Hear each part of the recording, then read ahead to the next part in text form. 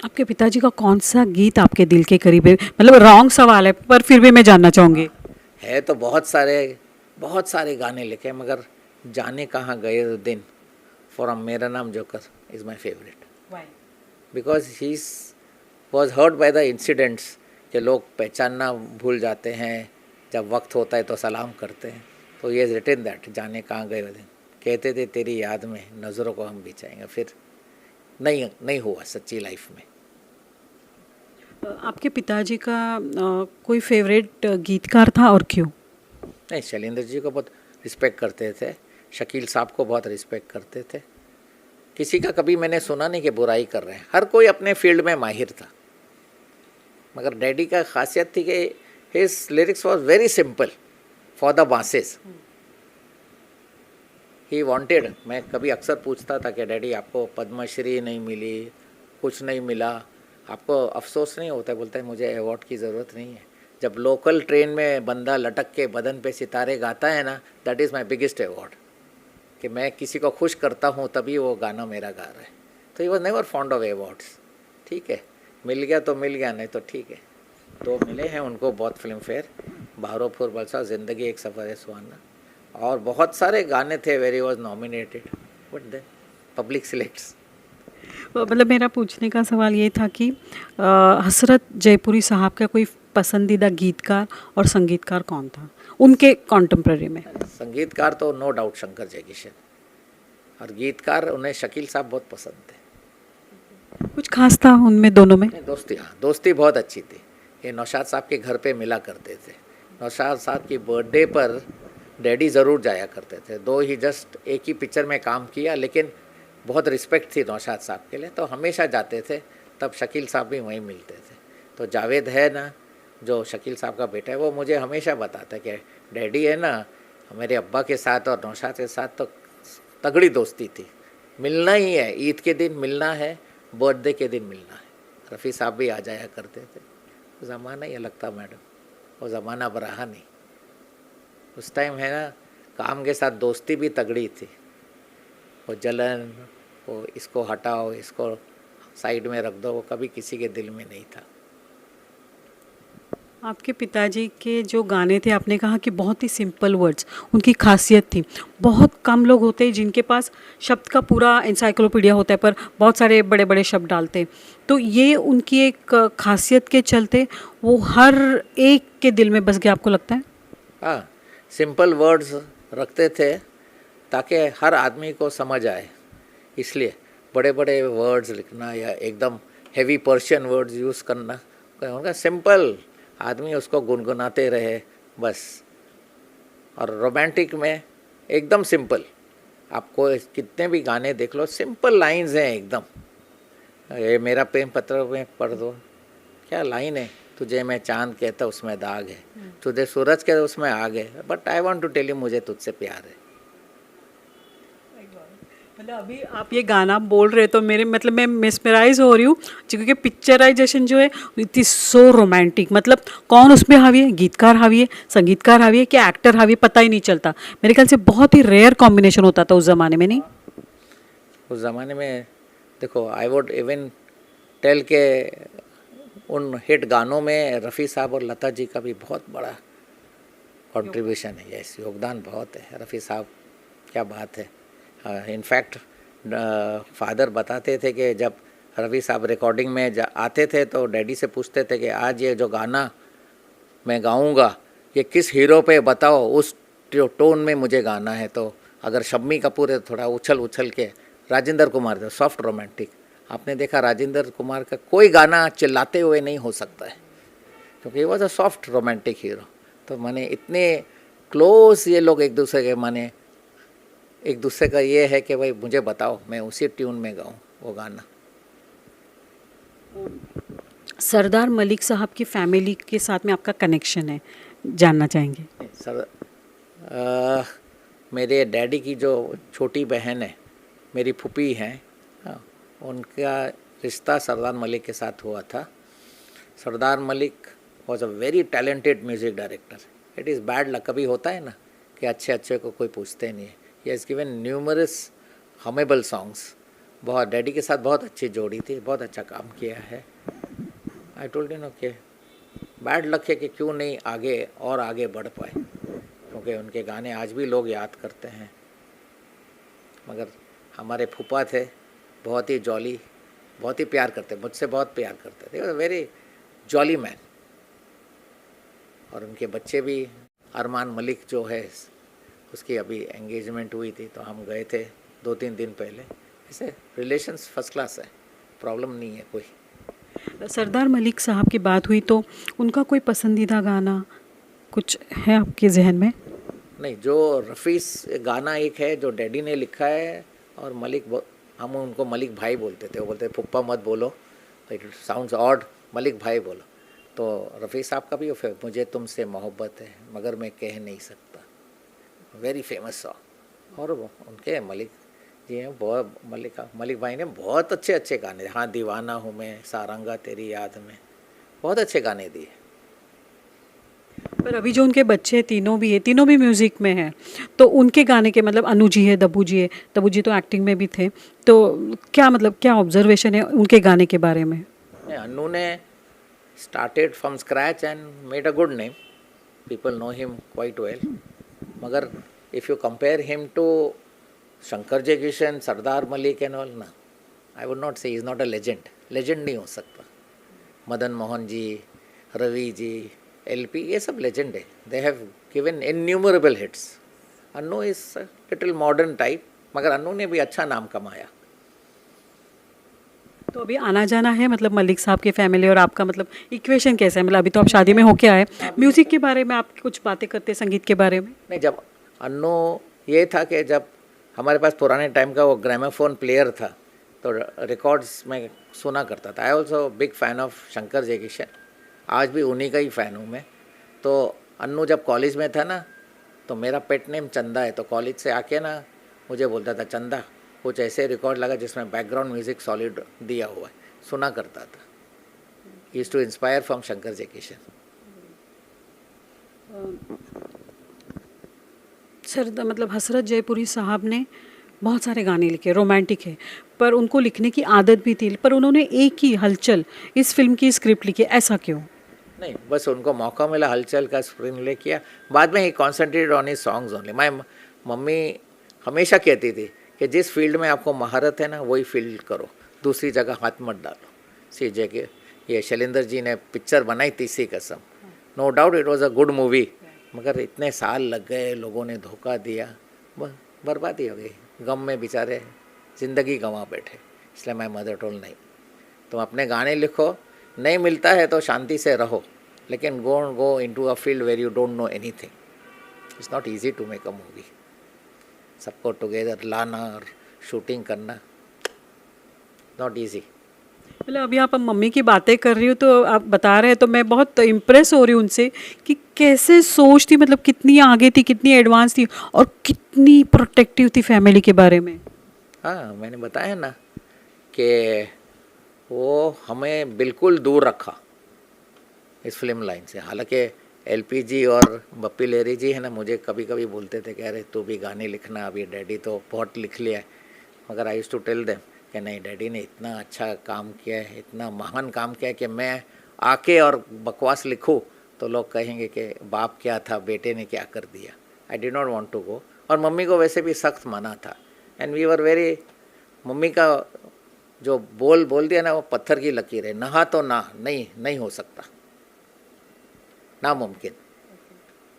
And my father ने भी कभी बीच में पड़े नहीं कि भाई इसको करने दो, कुछ करना नहीं, जो मम्मी बोलती है वही सुनो, शी इज़ द बेस्ट।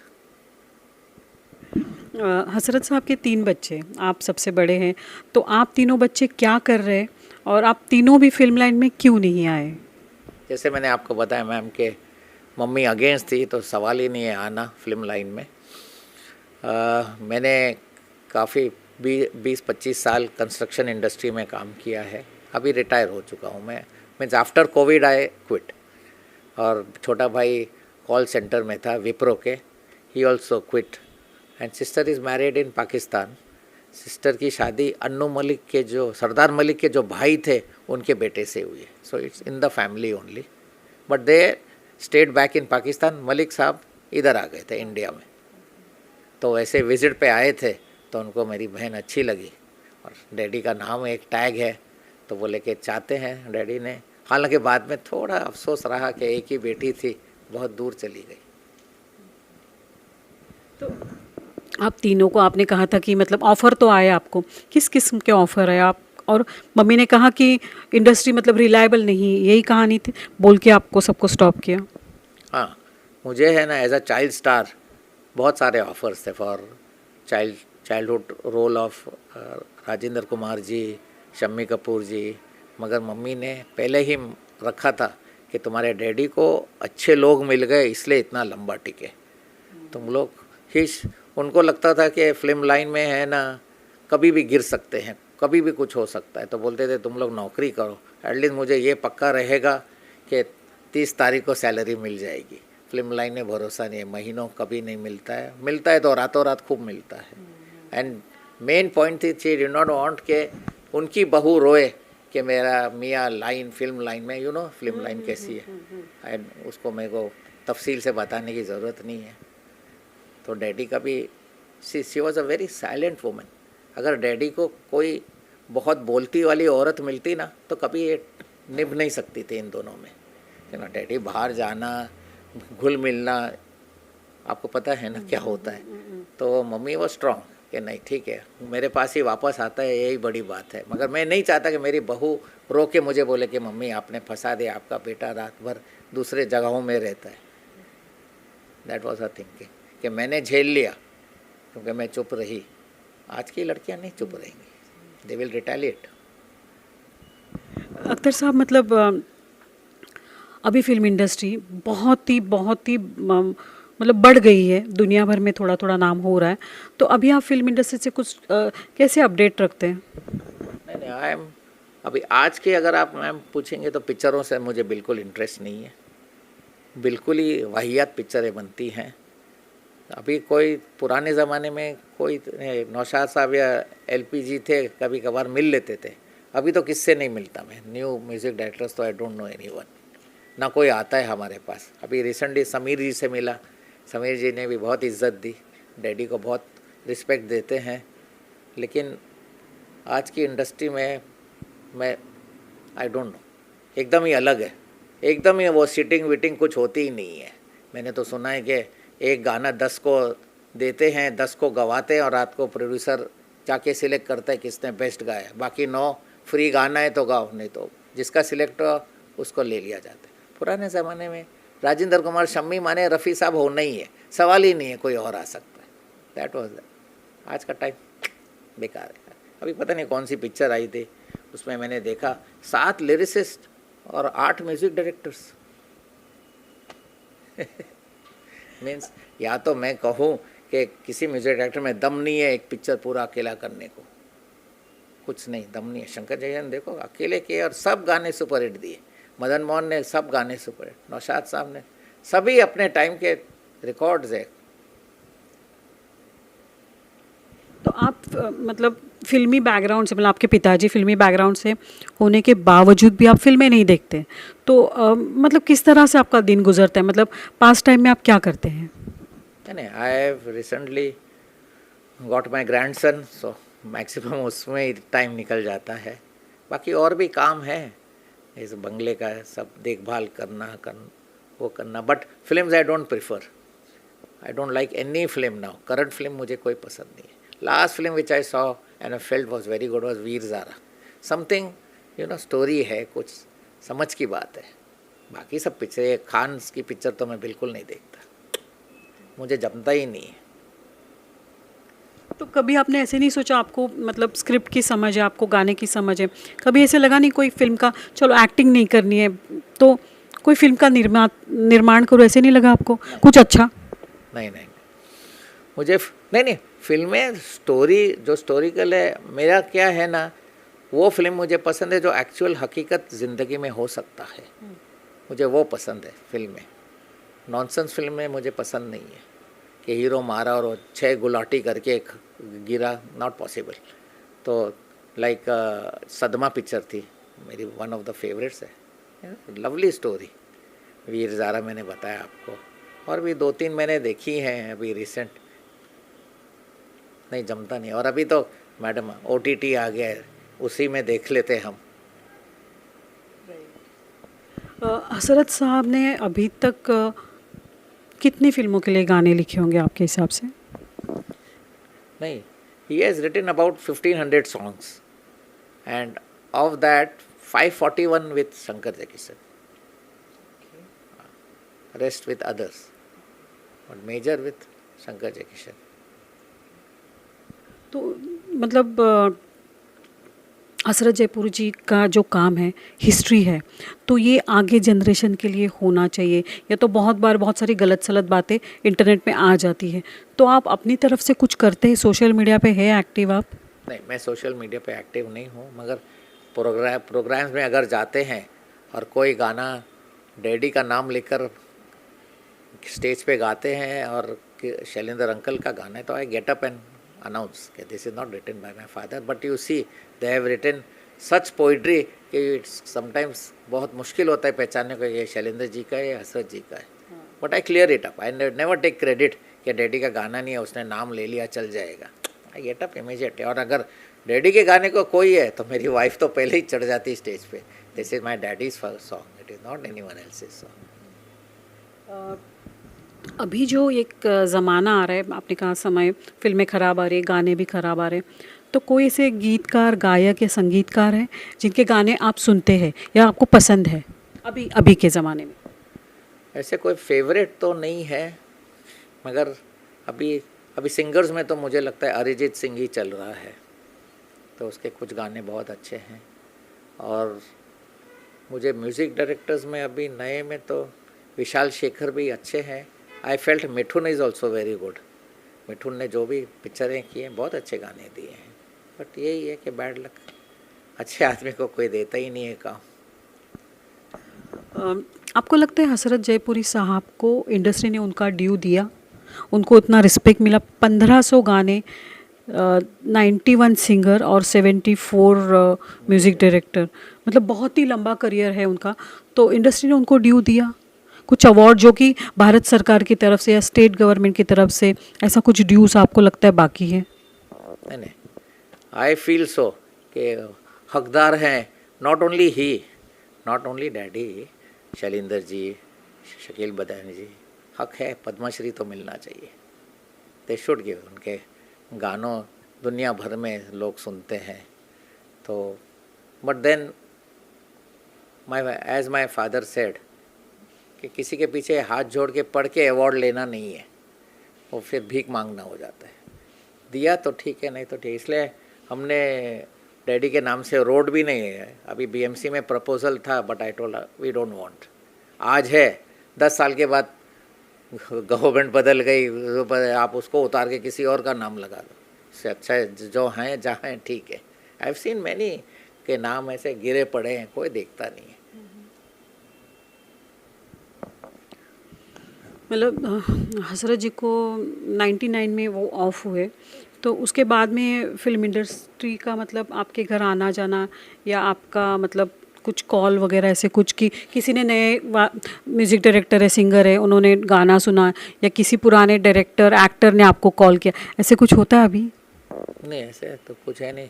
हाँ, नदीम श्रावण काफ़ी फ़ोन करते थे कि भाई डैडी के गाने जो किताब में है वो किताब में ही रह जाएंगे, हमें दे दो, मगर डैडी सख्त खिलाफ थे कि मेरे लिखे हुए गाने मेरे बाद किसी को देना नहीं। यू नो द रीज़न कि लोग ऐसे हैं कि गाना उठा लेंगे और अपना नाम डाल देते हैं। बोलते हैं मुझे रूह को तकलीफ़ होगी अगर मेरे गाने पे किसी और के नाम से वो दिखाया जाए, तो we never give. Handsome amounts they were ready to give, but we said no, चाहिए नहीं, वी आर लिविंग पीसफुली। हमारी माँ ने बहुत, मैंने बताया ना, एकदम डाउन टू अर्थ है। नो वन बिलीव्स कि मैं हसरत जयपुरी का बेटा हूँ।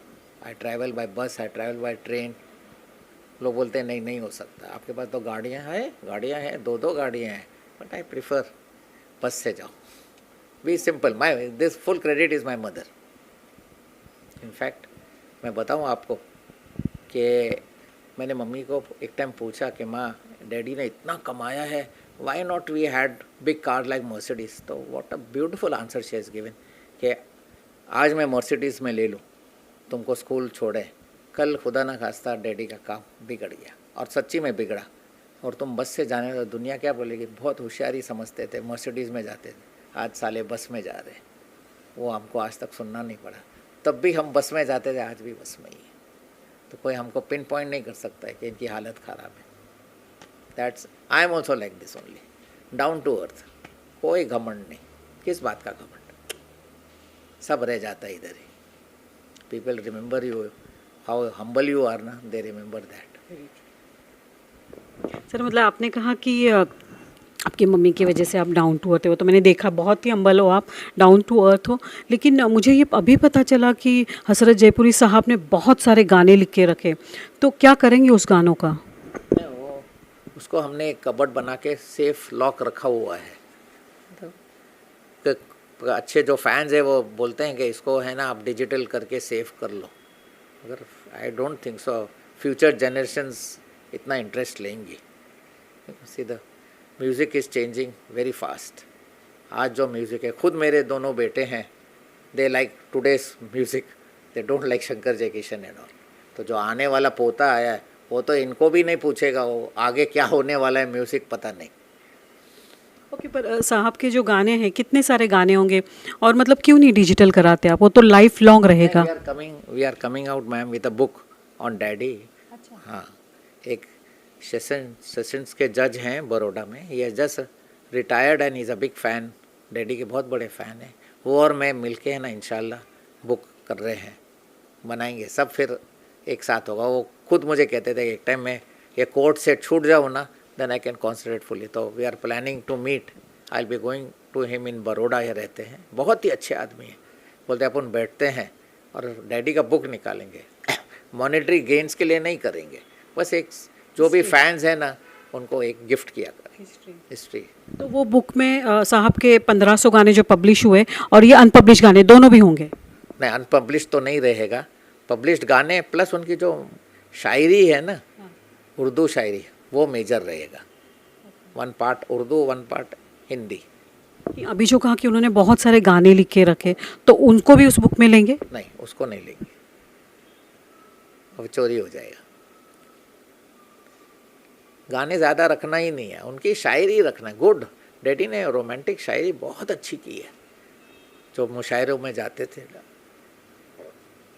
तो बुक वो सिलेक्ट कर रहे हैं हम लोग, वो मैं पुराने जो भी हैं वो निकाल लूँगा मैं, नॉट फिल्मी सॉन्ग्स, जो शेर व शायरी। हाँ, तो अभी आपने कहा कि अब बुक लिख रहे हैं आप, तो उसका एक कैसे रहेगा इंडेक्स, क्या कुछ कवर करेंगे, कौन से एरा से कहाँ तक का? नहीं, जो भी डैडी ने लिखे हैं आज तक सब आएगा। उसका नाम भी आबशार गज़ल है, माने अ फाउंटेन ऑफ गज़ल्स। आबशार माने फाउंटेन, आबशार गज़ल, गज़लों का, नात का सब रहेगा उसके अंदर। तो सिर्फ गाने ही होंगे, उनकी जीवन कहानी नहीं होगी? जीवन कहानी नहीं है, जीवन कहानी की अलग बुक बना रहे हैं। और ये ऑलरेडी आबशार गज़ल बनी हुई है, मगर वो प्रिंटर ने इतनी बुरी की है कि वी नेवर मार्केट में आने नहीं दिया। उसको पूरा रीप्रिंट करके ना अच्छे बना के फिर वापस निकालेंगे।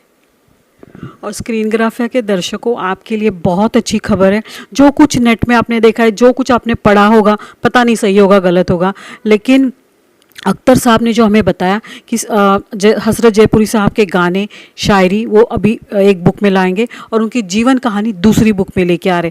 तो आप जस्ट बने रहिए और सुनते रहिए अच्छे गाने और अच्छे जो संगीतकार है जो अपने बलबूते पे बड़े हुए, उसमें से एक हसरत जयपुरी साहब थे। अख्तर साहब, आखिरी में जानना चाहेंगे, आपकी फैमिली में मतलब आपके जो बच्चे हैं उनको कुछ म्यूज़िक से लगाव है, क्या करते हैं वो लोग? मेरा बड़ा बेटा जो है एज अ क्वालिफिकेशन पायलट है फ्रॉम यूएसए, बट बचपने में सीरियल्स में बहुत काम किया है उसने।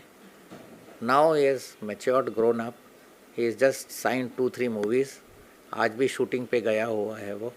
It will be released, he has done 2 small videos, song videos which are already available on YouTube.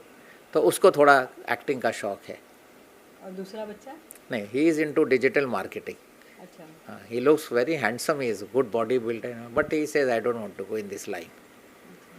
थोड़ा बिजनेस माइंडेड है कि मुझे बिजनेस करना है। आपने बड़े बच्चे के बारे में बताया, उनका नाम कुछ बताएंगे, उनकी कोई सीरियल्स या कोई फिल्म जो आ रहा है, music album as an singer आ रहा है कि एज एन मॉडल, क्या आ रहा है? नहीं, स्मॉल इंडिविजुअल सॉन्ग्स आजकल करते हैं ना, उसका नाम आदिल हुसैन है। उसका अभी कंटाल एक मीका सिंह ने गाया था, वो बहुत पॉपुलर रहा। पिंडदान एक शॉर्ट मूवी की है। अभी एक बड़ी पिक्चर जो स्क्रीन पे लगेगी, पलटवार है, वो कर रहा है as an actor. As a actor.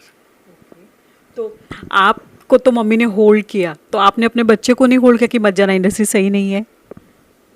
I am little liberal हूँ मैं, भाई तुझे है इंटरेस्ट कर, चलो do it, no problem. I am little lenient. लोग कहते हैं ना कि बच्चे को दबा के मत करो कि यही करो यही करो, जो उसका मन चाहता है करने दो, शायद उसमें निकल जाएगा। तो छोड़ दी है मैंने, वो खुद बोलता है और 2-3 साल में करता हूँ, कुछ नहीं हुआ, I will come back, no problem. क्या कुछ सलाह दी, क्योंकि आपने अपने पिताजी का ग्रोन अप पीरियड देखा, लो फेस देखा, इंडस्ट्री का मुड़ जाना देखा, क्या कुछ सलाह दी आपने आदिल को? नहीं, आदिल को मैंने यही बताया कि इट इज़ नॉट ईजी। या अपने दादा का नाम लेकर जाओगे तो कोई पूछने नहीं वाला, यू हैव टू परफॉर्म। तुम्हारे में दम है तो ही लोग लेंगे, नाम से कोई नहीं, किसी को इंटरेस्ट नहीं है तुम्हारे नाम से। तो उसको पता है स्ट्रगल बहुत है, it is not easy, very big struggle है। और खुद समझ गया इतना स्ट्रगलिंग, सुबह शाम रातों रात शूटिंग करता है। आई होप इंशाल्लाह अल्लाह ने चाहा तो खूब तरक्की करेगा। I know. अख्तर जयपुरी साहब, मतलब मैं इनसे मिली और मैं इतनी इम्प्रेस हो गई, एक तो इनका स्वभाव और इनकी पिताजी की इतनी बड़ी लीगेसी, इतनी बड़ी विरासत होने के बावजूद इतने विनम्र इंसान। सर, आपने हमें टाइम दिया, अपने पिताजी के बारे में बताया, बहुत सारी न्यूज़ हमें मिली जो कुछ अनसेड थी, बहुत सारी आने वाले जनरेशन के लिए आप जो आगे काम कर रहे हैं, बहुत जान के खुशी हुई। और स्क्रीन ग्राफिया से बात करने के लिए बहुत बहुत धन्यवाद। Madam thank you very much. आपने अपना कीमती वक्त लेकर मेरे घर पे आई हैं। बहुत अच्छा इंटरव्यू है डैडी के बारे में। आप जब भी चाहेंगी डैडी के और कुछ आपको बातें याद करनी, आप ऑलवेज़ वेलकम है। मैं हमेशा तैयार हूँ आपको सपोर्ट करने के लिए। Thank you so much sir.